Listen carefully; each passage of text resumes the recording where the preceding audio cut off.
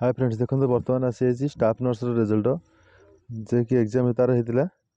13/12 13/11/2023 आउ 14/11/2023 जो एग्जाम होता स्टाफ नर्स एग्जाम तार रिजल्ट प्रोविजनल रिजल्ट आसी जे कि से माने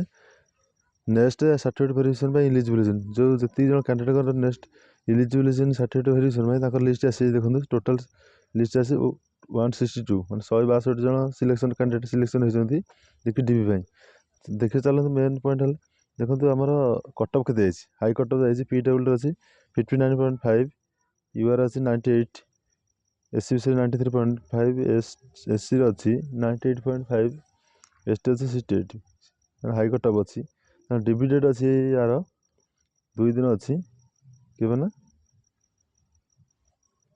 21/12/2023 एंड 22/12/2023 2 दिन डिबी डेट अच्छी डॉक्यूमेंट वेरिफिकेशन आ जो पे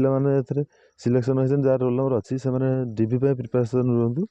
टोटाल डॉक्यूमेंट सब क्लियर डॉक्यूमेंट सब डिटेल्स सब रेडी कर रखु।